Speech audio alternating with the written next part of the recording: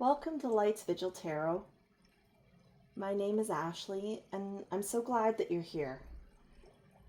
My hope with this channel is that it's a gentle space for exploring tarot and oracle decks through reflection, emotional awareness, and care.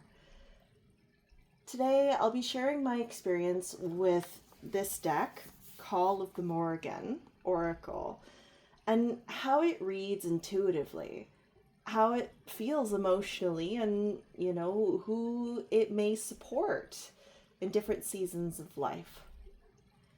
Everything here is offered merely as an invitation and never a direct prescription. So please take what resonates with you and leave the rest and what doesn't. So let's begin. So as you can see, this deck is very beautiful with the box.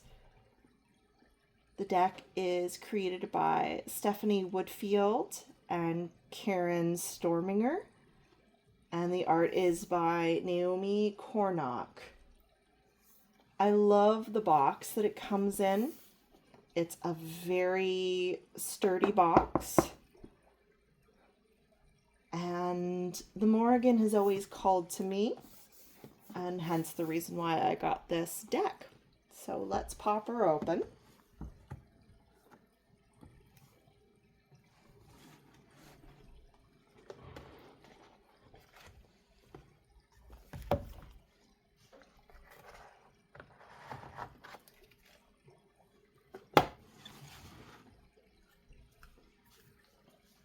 So I always like to start with these assessments, I guess you could say, of the deck by the art and maybe the visual language that's on the deck.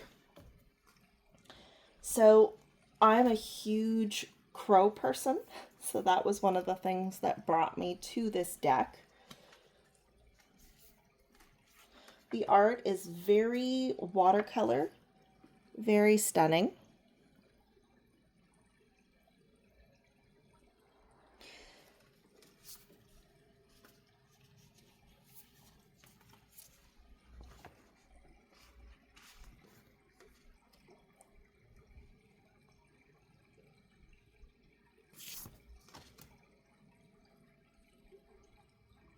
And shows different depictions of the Morrigan and also the folklore and the myths and stories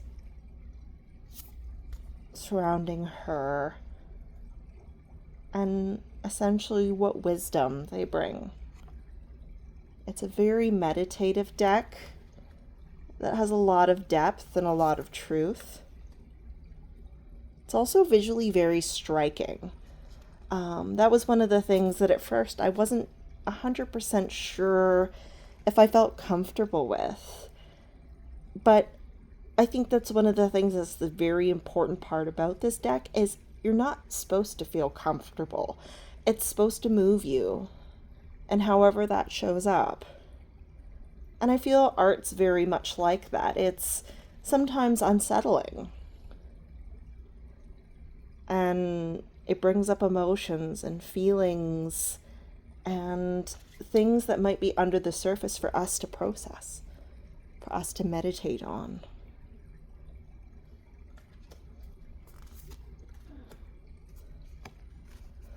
Some nudity in the deck, so if that's not your forte, just be mindful of that. Look at that. Look at how beautiful the art is done on this. So much care and thought goes into that. Sword of the Nuada. I hope I'm pronouncing that okay. Find a lot of these Irish names I butcher, so I apologize in advance.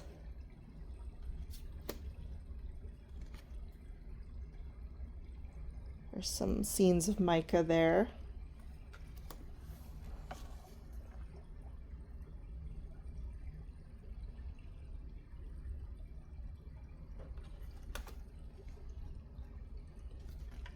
This one's actually one of my favorite cards. The Cauldron of the Dagda. He just looks so jolly in this one. Just living a good life. And I love how the spiral of the Milky Way of the cosmos is in his cauldron. Almost like a chalice of sorts.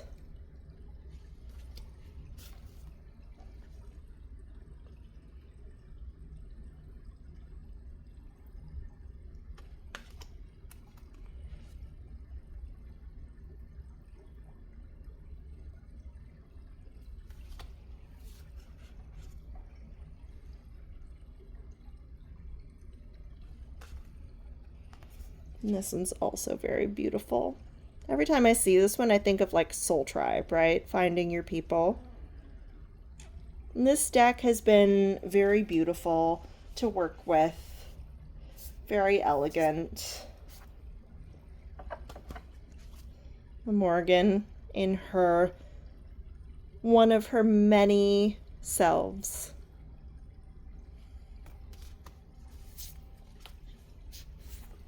But just so stunning. So absolutely stunning.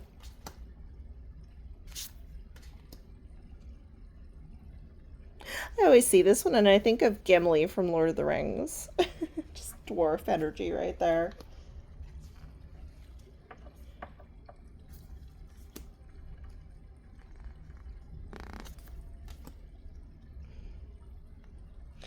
So going into the second rating for this is visual readability. And I'm sure, as you can already tell, these are very interpretive. You could very easily look at these cards and intuit and feel a lot from your guides, a lot from the Morrigan. Each card has multiple meanings and different spots that you can look at, not just the numbers. If you know the myth and the lore, not just that, but also just the imagery.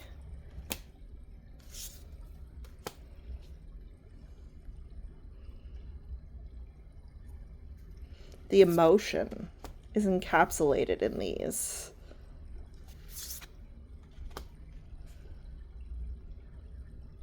So for art visuals and intuitive readability, I would definitely give these out of 5. I would definitely give these a 5 out of 5 for both categories. Just because, and I might be biased, just because they're so visually stimulating and just evocative. I guess evocative would be the best word. Stunning. Absolutely stunning. So when we pick up decks, one of the things I feel as readers that we also are very curious about when we buy a deck is also just like the book, the guidebook that comes with the deck. So that would be my third category of rating. So the deck is very, like the book is very thick. Like it's got a good protective coat on the book. It's longitudinal, so it's big. The pages are glossy. I have beautiful art in here too. It's in black and white.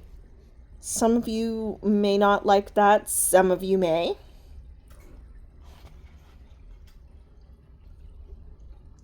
The font is not bad.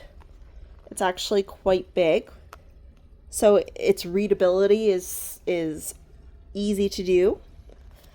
What I love personally about this book is it comes with keywords, it comes with the lore and the mythology behind the ideology of the card.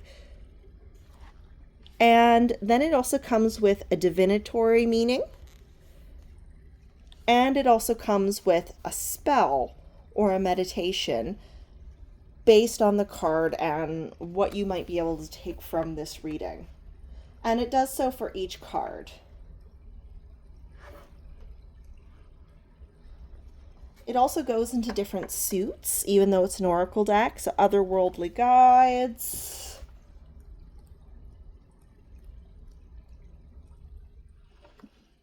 guises of the Morrigan,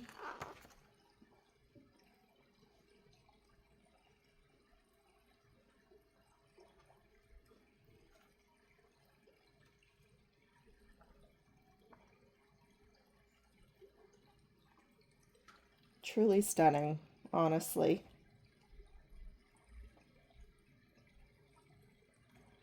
Now again, this black and white might not be your forte. I personally am okay with black and white, and I will take that over the deck being small. It's very elaborated, oracles and spreads. So it gives you different ways to read the cards. What I love about this and what the authors did, my understanding is that the authors are actually part of the Priestesses of the Morrigan. If you're not familiar with that, beautiful organization that's dedicated to this goddess, or goddesses, depending on your interpretation. The lore behind the Three Cauldrons spread is actually also very steeped into Irish mythology around the Morrigan, and I love how they incorporated a spread for that in this deck. Think about it almost like chakras. In Irish lore, each cauldron, the cauldron of wisdom, the cauldron of motion, the cauldron of warming, it's very similar to what chakras would be, energy centers in the body, and what their meanings are, and if they're activated or not. So I find that's very beautiful. They go in more detail as well about this in the deck, different types of oracle spreads that you could do, more oracle spells and rituals. So very, very beautifully done, and a conclusion afterwards. Different pronunciations. So I didn't actually see this before. I might need to go through this. Different pronunciations of the Irish. Maca. Yep. Ooh, and suggested book readings too, if the Morrigan or anything about the Morrigan interests you, or the mythology. So that's very cool. So I'd say for the book itself, I'm going to give it, personally, I'll give it a 4 out of 5. I think it's amazing. Some people would love this to be in color. I don't mind either way, but for the sake of the argument, I'll give it a 4 out of 5 for the book and its readability and instruction. So emotional tone would be my next category for assessing this deck.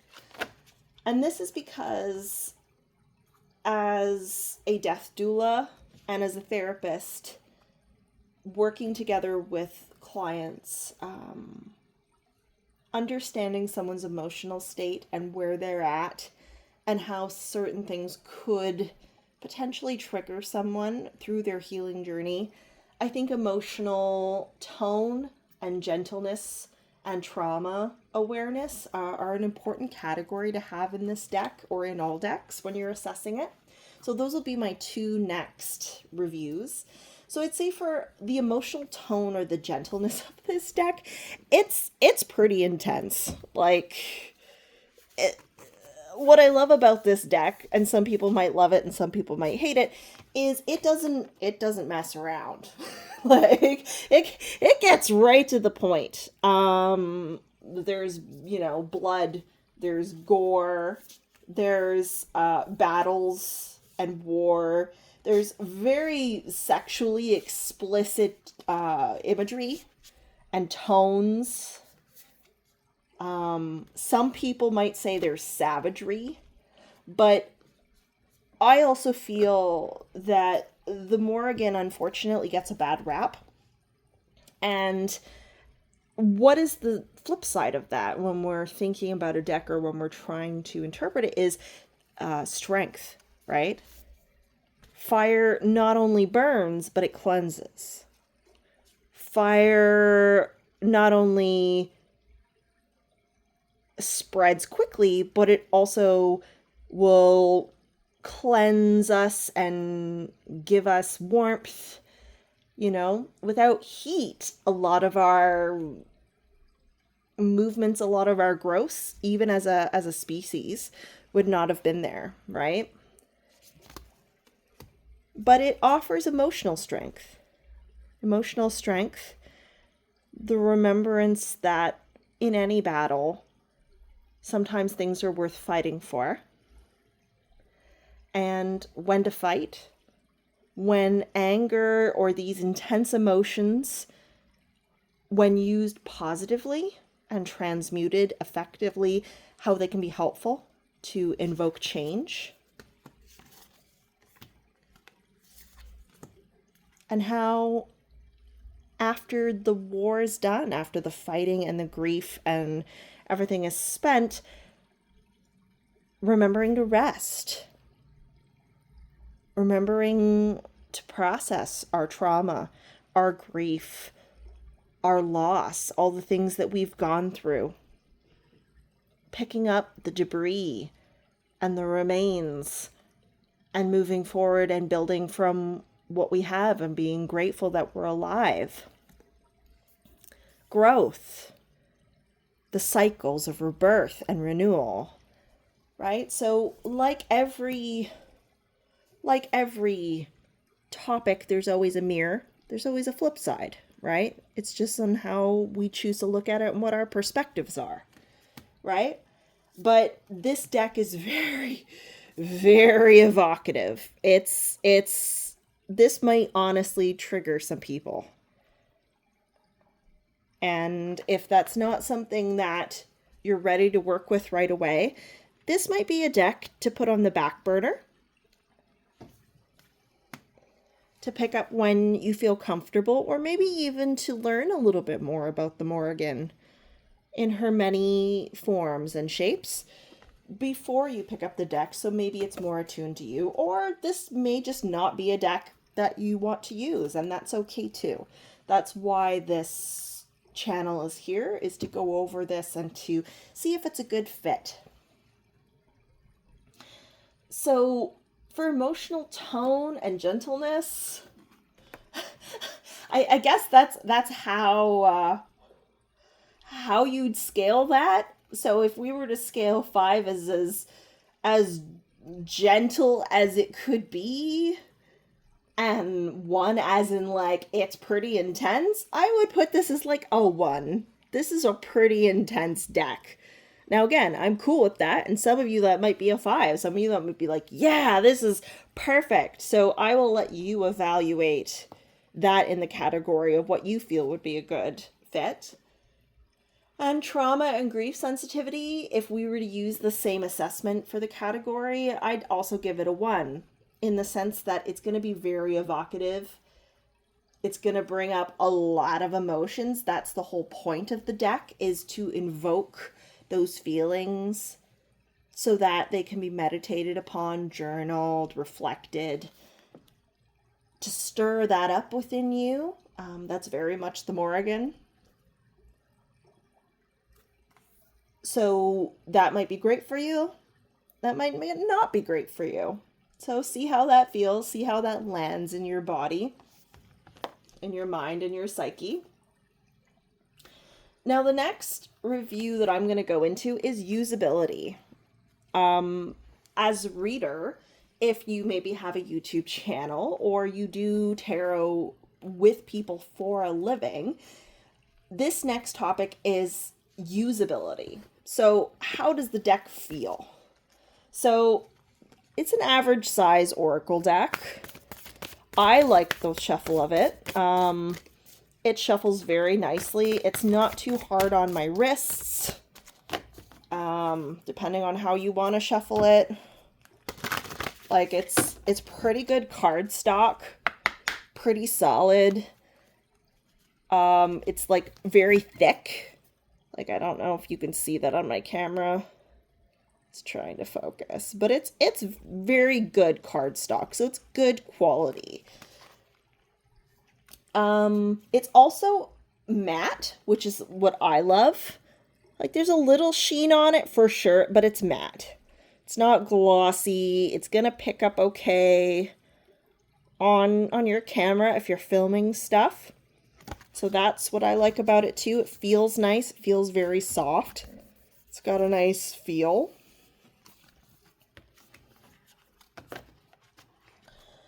And practicality, I mean, this feels like it's going to stand up and survive a long time. I don't really know how hard you are on your decks. I try to be pretty gentle, and I let cards fall when I'm using them for my divination, but if you're hard on your decks, this one actually would probably hold up and stand the test of time. So for usability, practicality, I'd probably give this 5 being the best. I'd give it a 5. It's pretty solid. Like, it's pretty solid. You're gonna enjoy using this from a practical standpoint. I think it'll last a really long time for you. Now, the next topic I like to include is inclusion or representation. And this can look like, again, is it got multiple genders? Does it have multiple cultures? Does it have representation of gender? Is it aware of certain taboos and or topics that some people might find sensitive, some people might not? Does it represent a whole, the collective, or is it very focalized? I guess it depends on what you would consider. From the Irish Morrigan standpoint, how do I say this nicely? It's gonna be very, very specific to that religion, very specific to the pagan mythology, very specific to Irish lore. It's got familiars. It's got, animal representation. It's got mythology, so culture, Irish myth and Irish lore in it. But it's very Irish. It doesn't have a lot of diversity when it comes to other cultures apart from Irish. Again, that's the whole point of the deck, right? But if you are looking for a deck that represents different cultures, again, this might not be a good fit for you. However, it does have a balance of masculine and feminine energies and inclusivity in that regard. So I'd say probably if I were to assess this deck from an inclusivity point of view, I'd give it a 3 out of 5. It's not entirely non-inclusive, but it also doesn't cover all of the possibilities that are out there for the collective. Again, that might fit you, that might not, but that's what I'm going to give it. So the next topic I'm going to cover is reflection and journaling potential with this. Again, some people want to use tarot or oracles as a springboard to continue a meditative practice, to do their grimoire, their book of shadows, their journaling, their spiritual enlightenment, their divination, whatever you would like to call it. I think personally, this is a great divination tool. It evokes a lot of those feelings, things that might not necessarily have, how do I put this into words? It's great for shadow work. let's put it that way. It's great for shadow work. It's gonna sift through a lot of the stuff, get right to the point, and it's gonna cut through the BS. Let's put it that way. So it's going to be something that will be amazing to work with if that's your goal. And it will definitely give you a lot to reflect on. And I always use this as a springboard. This definitely not only like helps me to answer any questions specifically that I might have based on the book in collaboration with what I receive from the cards, what messages I glean from them, but also they help me to think about, oh, okay, well, if I'm feeling this emotion, then why am I feeling this emotion? And what might that tie into? So it's definitely a great springboard. So I would give that a 5 out of 5 for sure. Now, the price point versus value. So are you essentially getting what you pay for? I'm biased in this too. I thought that this is absolutely worth paying for. But then again, I worship the Morrigan. So for me, this was an automatic yes. This deck in Canadian currency was about, with taxes, $27. For the box you get, for the cards being amazing quality and matte, for the book that's very detailed and text font being enough to read without having to strain, I think it's worth the price, especially with the longevity thoughts in mind, and you could probably be hard on it. Again, all of this artwork too had to be hand painted. It had to be made with thought and intent and with love. And again, there's multiple collaborators on this, not just including the publisher, right? So I think it's worth the investment. Again, I think you're getting what you pay for with this. I will let you be the chooser, assessor in that if you feel this deck would be a good choice for you. And the last, I guess you could say, category of assessment for this would be the availability and the accessibility of this deck. So I don't frequent Amazon very much. I try to purchase from local metaphysical stores. Sometimes chapters will have decks. I know that they're starting to have a broader New Age and or metaphysical section.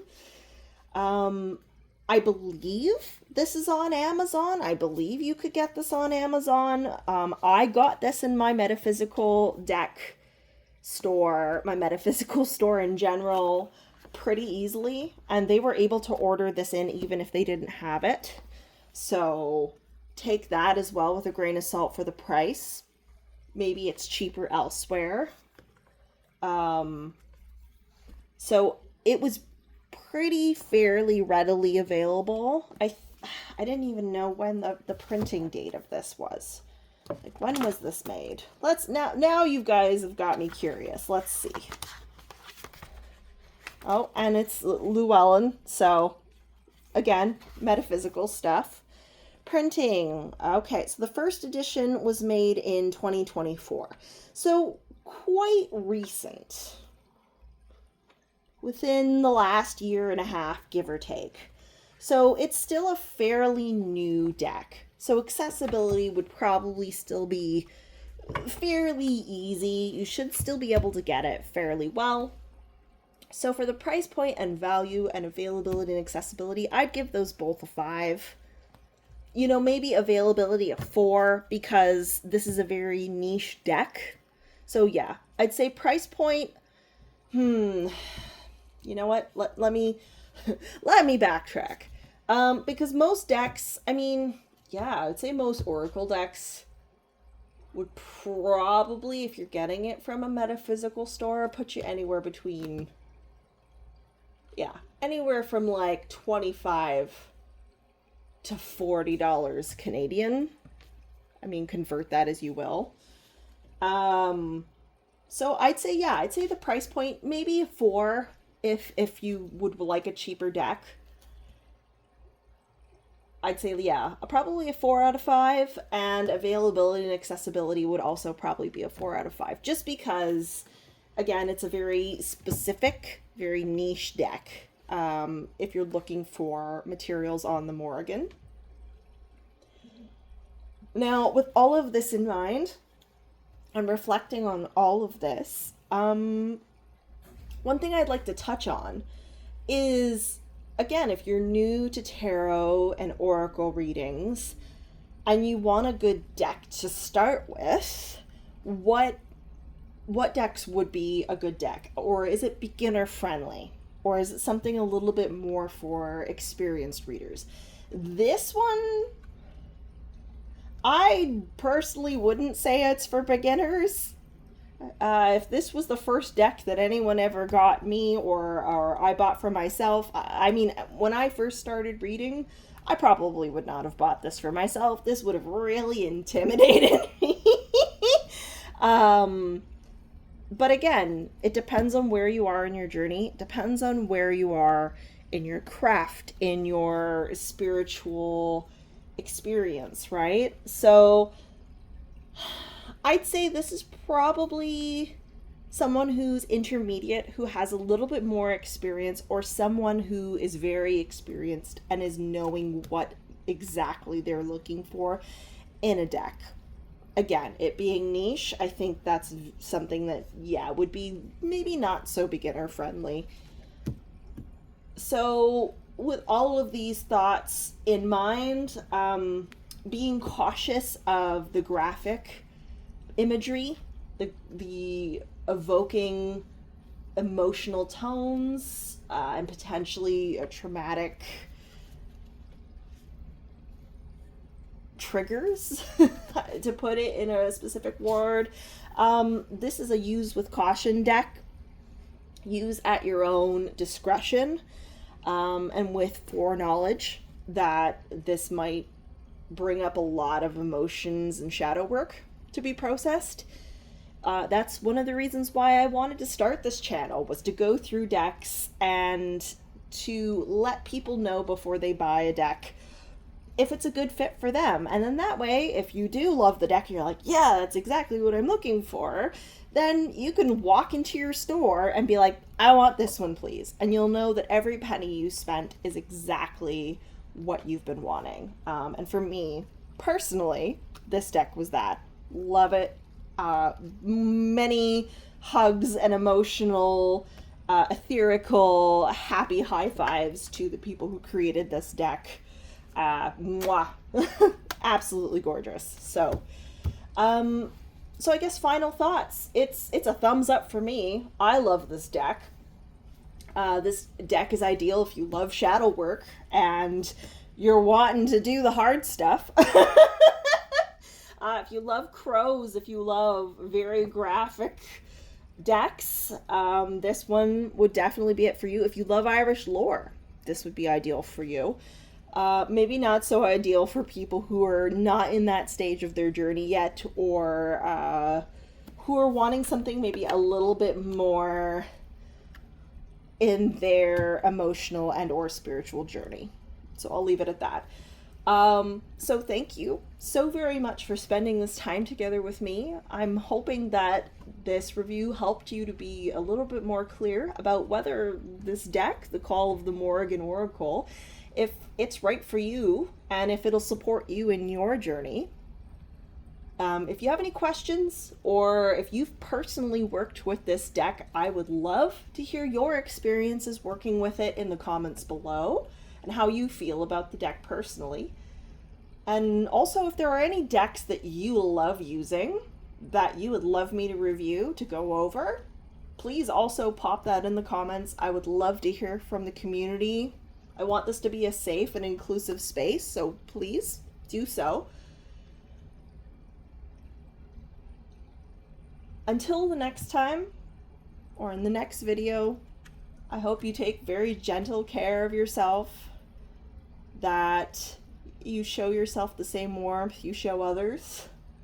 And thank you again for letting me hold that small energetic light with you today through this video. Until next time.